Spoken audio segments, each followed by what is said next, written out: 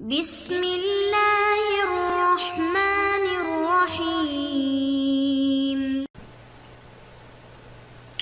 وَإِنْ أَصَابَهُ بَوْلُ الْفَرَسِ لَمْ يُفْسِدْهُ حَتَّى يَفْخُشَ عِنْدَ أَبِي حَنِیفَةَ وَأَبِي یوسف رحمہم اللہ۔ اگر گھوڑے کا پیشاب وہ لگ جائے کپڑے کو یا جسم کو تو لم یفسدہ، تو یہ جسم یا کپڑے کو ناپاک نہیں کرتا یہاں تک کہ بہت زیادہ مقدار میں ہو شیخین کے نزدیک گھوڑے کا پیشاب۔ اور امام محمد رحمۃ اللہ علیہ کے نزدیک لا یمنع، گھوڑے کا پیشاب وہ نماز سے مانع نہیں ہے، وَإِنْ فَحُوشَ، اگرچہ زیادہ بھی ہو جائے، زیادہ مقدار میں بھی ہو جائے، پھر بھی وہ مانع نہیں ہے۔ امام محمد رحمۃ اللہ علیہ کی دلیل ہے کہ لیے ان بول ما یوکل لحمہ طاہر عندہ، اس لیے کہ حلال جانوروں کا جو پیشاب ہے وہ امام محمد رحمۃ اللہ علیہ کے نزدیک پاک ہے۔ جب پاک ہے تو گھوڑا بھی تو فی نفس ہی حلال ہے، لیکن اس کی جو گوشت نہیں کھایا جاتا، کراہت ہے وہ اس کی کرامت کی وجہ سے کیونکہ علیہ جہاد ہے۔ مخفف نجاستہ عند ابی یوسف، امام ابی یوسف رحمۃ اللہ علیہ کے نزدیک اس گھوڑے کی کا جو پیشاب ہے وہ نجاست خفیفہ ہے۔ ولحمہ معقول عندہما، اور صاحبین کے نزدیک اس کا گوشت جو ہے وہ حلال ہے، کھایا جاتا ہے، لیکن پیشاب اس کا وہ نجاست خفیفہ ہے۔ امام ابی یوسف رحمۃ اللہ کے نزدیک جس طریقے سے حلال جانوروں کا ہوتا ہے، جو ابھی امام ابی یوسف کا قول گزر گیا۔ وَأَمَّا عِنْدَ أَبِي حَنِیفَةَ رحمہ اللہ، جہاں تک امام ابو حنیفہ رحمۃ اللہ علیہ کی بات ہے، فالتخفیف لتعارض الآثار، یہاں پہ نجاست خفیفہ اس لیے ہے گھوڑے کا پیشاب کہ اس کے اندر آثار، یعنی جو صحابہ کے اقوال ہیں اور احادیث ہیں ان کے اندر درمیان میں تعارض ہے۔ بعض میں یہ ہے کہ ناپاک ہے، بعض میں اس گھوڑے کے گوشت کو حلال کرا دیا گیا، پاک کرا دیا، بعض میں نجس ہے، تو اسی وجہ سے اس کے پیشاب کے اندر بھی چونکہ تعارض ہے، اسی وجہ سے امام ابو حنیفہ رحمۃ اللہ کے نزدیک یہ نجاست خفیفہ ہو گیا۔ تو بہرحال مفتبی قول بھی یہی شیخین کا ہے، یعنی امام ابو یوسف رحمۃ اللہ کا اور امام ابو حنیفہ رحمۃ اللہ علیہ کا، کہ گھوڑے کا پیشاب بھی نجاست خفیفہ ہے۔ وَإِنْ أَصَابَهُ خُرْءُ مَا لَا يُؤْكَلُ لَحْمُهُ مِنَ الطُّيُورِ أَكْثَرُ مِنْ قَدْرِ الدِّرْهَمِ، اگر کپڑے کو یا جسم کو حرام پرندوں کی بیٹ لگ جائے، کوے وغیرہ کی بیٹ اوپر سے گری اور کپڑوں کو لگ گئی، درہم سے زیادہ لگ گئی، تو کیا اس میں نماز جائز ہے؟ فرماتے ہیں جازت الصلاۃ فی عند ابی حنیفہ و ابی یوسف رحمہم اللہ، شیخین کے نزدیک اس میں نماز جائز ہے اگرچہ درہم سے زیادہ کیوں نہ ہو۔ امام محمد رحمہ اللہ فرماتے ہیں کہ لا تجوز، درہم سے زیادہ اگر لگی ہے تو یہ جائز نہیں ہے۔ فقد قیل ان الاختلاف فی النجاست، ایک روایت یہ ہے کہ یہ جو اختلاف ہے فقہا کا آپس میں، یہ اس حرام پرندوں کی بیٹ کے نجاست یا طہارت میں ہے، یعنی امام محمد رحمہ اللہ کے نزدیک نجس ہے اور شیخین کے نزدیک نہیں، نجس نہیں ہے بلکہ پاک ہے۔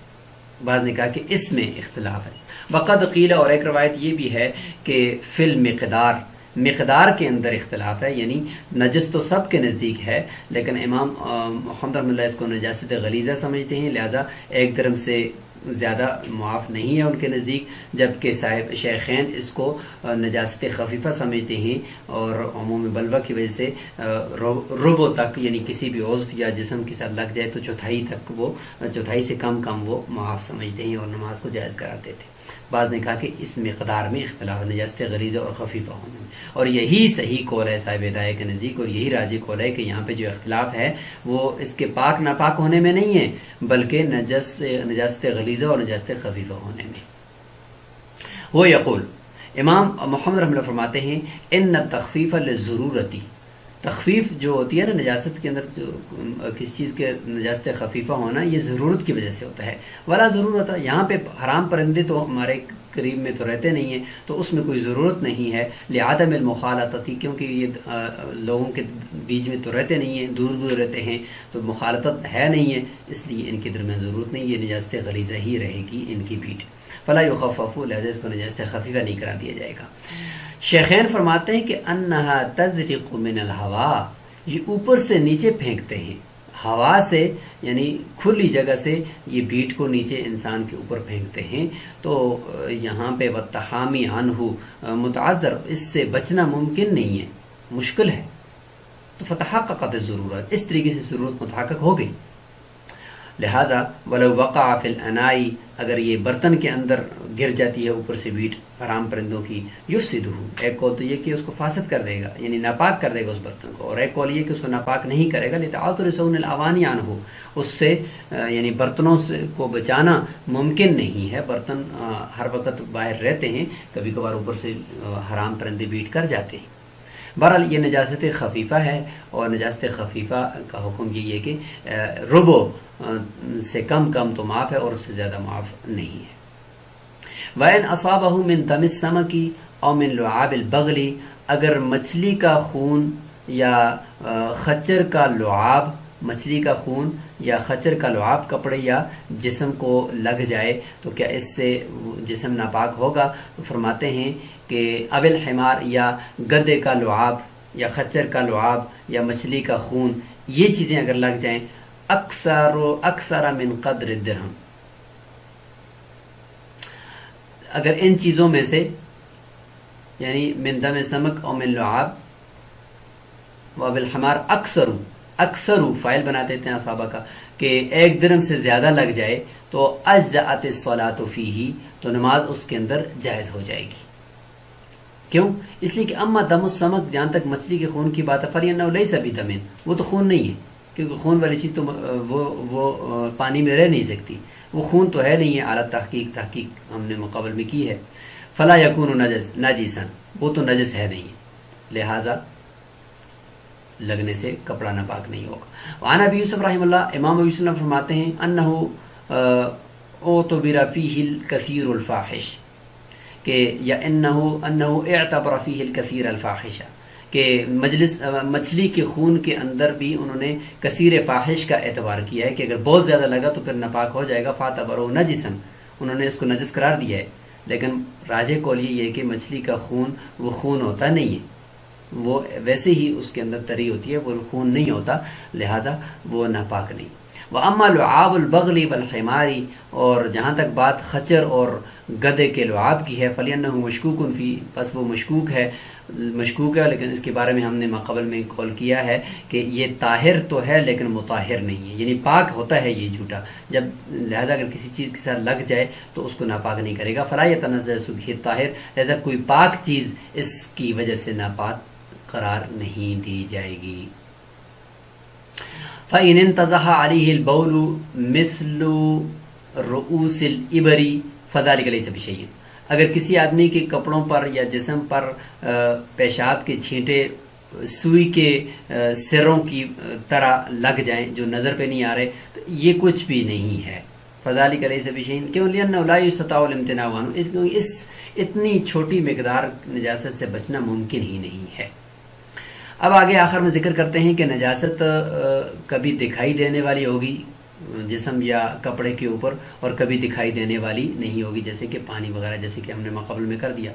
لہٰذا اگر دکھائی دینے والی ہے تو اس کو پاک، اس سے کپڑے کو یا جسم کو کیسے پاک کریں، یا چٹائی کو، قالین کو، یا کسی فرش کو کیسے پاک کریں، اور اگر دکھائی نہیں دینے والی تو کیسے پاک کریں، تو لہٰذا دونوں قسموں کو یہاں پہ لکھا جا رہا ہے۔ والنجاست ضربان، نجاست کی اس اعتبار سے 2 قسم ہیں، جرم کے اعتبار سے مرئیۃ و غیر مرئیہ، دکھائی دینے والی یا دکھائی نہ دینے والی۔ فما کان منها مرئیا، پس جو دکھائی دینے والی ہوگی، فطہارتہ بزوال عینہا، اس کا پاک کرنا یعنی اس کی وجہ سے کپڑے کا یا جسم کا یا کسی بھی چیز کا پاک کرنا یہ ہے کہ اس کے عین کو زائل کر دیا جائے، بس اس کے عین کو اوپر سے زائل کر دیا جائے، چاہے وہ 1 مرتبہ دھونے سے زائل ہو جاتا ہے پھر بھی ٹھیک ہے، 2 مرتبہ ہو جاتا ہے پھر بھی ٹھیک ہے، لیکن بہتر یہ ہے کہ 3 مرتبہ پانی کے ذریعے سے اگر وہ چیز نچوڑی جا سکتی ہے تو نچوڑی جائے، اگر قالین ہے تو یا فرش ہے نچوڑا نہیں جا سکتا تو اس کے اوپر سے 3 مرتبہ پانی اس طریقے سے بہا دیا جائے رگڑ کر، تاکہ اس کا سارا اثر زائل ہو جائے۔ لأن نجاست حلت المحل باعتبار العین، اس لیے کہ نجاست محل کے اندر اس نے حلول کیا ہے عین کے اعتبار سے، یہ نجاست کا عین نظر آ رہا ہے، جرم نظر آ رہا ہے، تو اپنے عین کے اعتبار سے اس نے محل کے اندر آ کر حلول کیا، اور وہاں پہ آ کر وہ نجاست اس کے ساتھ چسپاں ہوئی ہے، تو فتزول بزوالیہ، لہٰذا اس عین کے زائل کر دینے سے ہی وہ نجاست بھی زائل ہو جائے گی اور ختم ہو جائے گی۔ الا ان يبقى من اثرها ما تشق ازالته، الا یہ کہ اگر اس کے اثر میں سے اتنا کچھ باقی رہ جائے جس کا زائل کرنا ممکن ہی نہیں ہے تو اس کو چھوڑ دیں گے، وہ معاف ہے۔ رنگ، مزہ، بو یہ سب ختم ہو گئے ہیں، اب نیچے دھبا رہ گیا ہے تو دھبا معاف ہے، دھبا کی وجہ سے کپڑا یا جسم ناپاک نہیں ہو۔ لأن الحرج مدفوع، کیونکہ اب اس کو نیچے رگڑنے سے جب وہ پاک نہیں ہو رہا اور صابن یا کسی اور چیز کی ضرورت پڑ رہی ہے تو اگر صابن ہے تو ٹھیک ہے دھو لیا جائے، اس کو دھبے کو بھی ختم کر دیا جائے۔ اگر صابن وغیرہ نہیں ہے تو صرف 3 مرتبہ پانی کے ساتھ اس کو نچوڑ دیا تو پاک ہو گیا ہے، کیونکہ اب اس دھبے کو زائل کرنے میں حرج ہے، اور والحرج مدفوع۔ هذا يشير الى انه لا يشترط الغسل بعد زوال العين، یعنی اس بات سے تو یہ اشارہ بھی ہوا کہ صرف عین کو ہی زائل کر دیں، تو کہتے ہیں کہ یہ اس بات کی طرف اشارہ ہے کہ عین نجاست کے عین کو یعنی نظر آنے والے کو زائل کر دینے کے بعد پھر مزید دھونا 3 مرتبہ یہ شرط نہیں ہے، اس کے اندر تو یہی ہے، یعنی واجب تو نہیں ہے، جب عین زائل ہو گیا تو بس بات ختم ہوگی،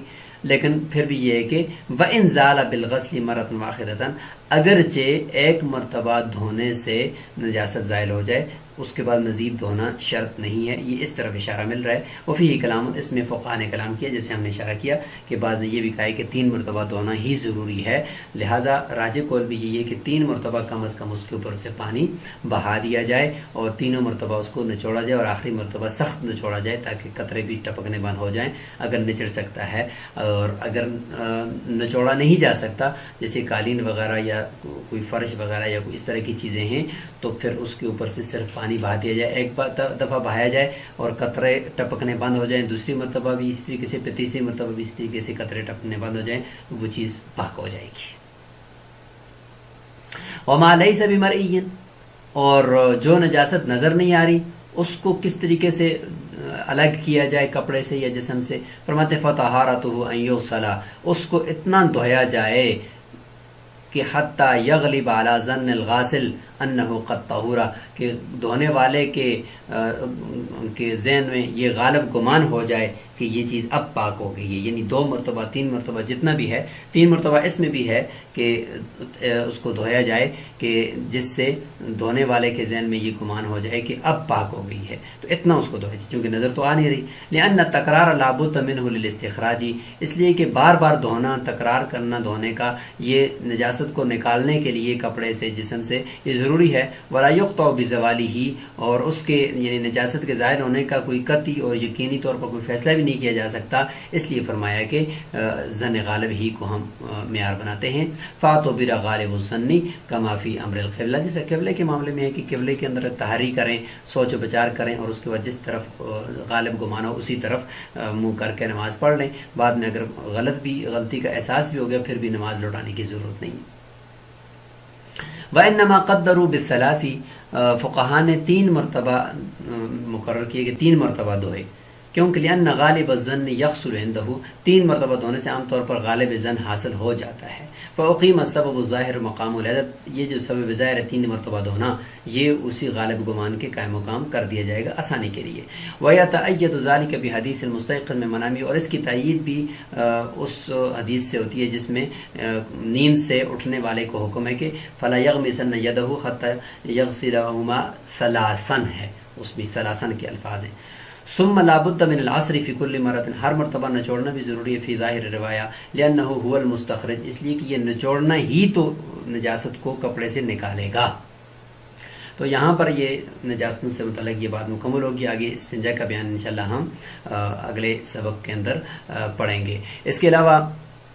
نجاست سے متعلق جو یعنی ہم نے یہ ذکر کیا کہ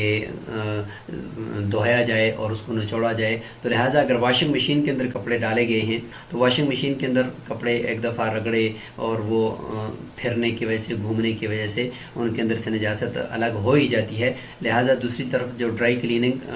ہوتی ہے یا اس کپڑوں کو دوسری طرف خشک کرنے کے لیے ڈالا جاتا ہے تو وہاں پر بھی کپڑے گھومتے رہتے ہیں، تو اگر اس دوران اس کپڑے کے اوپر اتنا پانی ڈالا جائے کہ وہ گھومنے کے ساتھ ساتھ اس کے اندر سے ناپاک پانی نکل جائے تو اس سے بھی وہ کپڑا پاک ہو جائے گا، بے شک وہ 3 مرتبہ نہ بھی دھویا جائے۔ اس طریقے سے نلکے کے نیچے